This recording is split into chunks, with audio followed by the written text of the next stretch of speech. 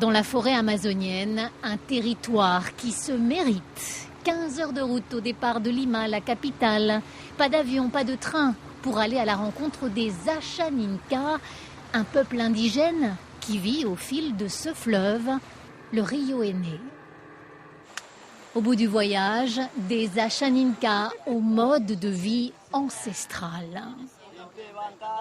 Il existe d'ailleurs ici un patrimoine de l'humanité très rare, très fragile. Des Indiens non contactés. Ils n'ont jamais vu l'homme blanc, ne connaissent pas la civilisation moderne. Ce n'est pas le cas de cette petite communauté, même si notre arrivée est un événement. Le maquillage est un rite de bienvenue. Il est à base de pépins de fruits écrasés. Ça protège du soleil, mais pas uniquement. On met aussi ce maquillage pour plaire aux garçons.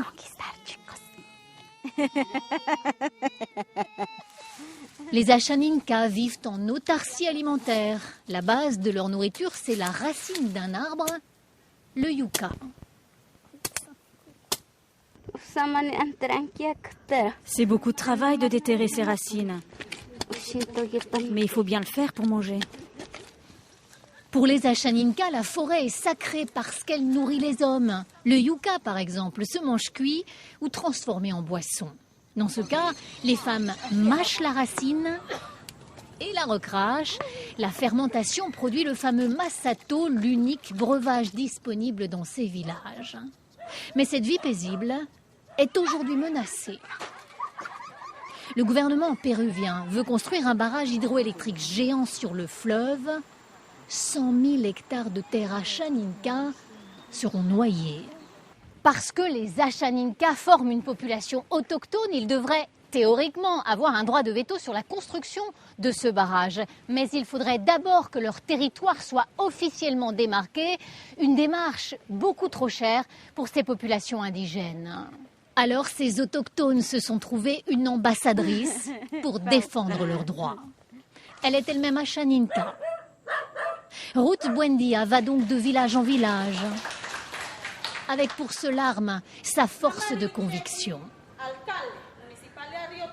Elle explique son contre-projet, tout faire pour que le territoire Ashaninka devienne patrimoine de l'humanité, ce qui le protégerait du barrage.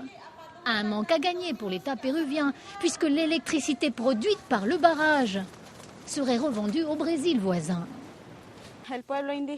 Le peuple indigène est un frein pour le gouvernement. Cette société capitaliste préfère privilégier l'économie à la tranquillité de notre communauté. Si ce barrage est construit, ce jeune chasseur devra aller vivre en aval du fleuve, à proximité des villes. Même chose pour cet enfant incroyablement habile. Le gouvernement péruvien reste le plus discret possible sur ce projet de barrage. La question est en fait taboue. Et c'est bien ce silence qu'entend briser cette passionnariat. Elle ne prétend pas que tout est rose chez les Ashaninka.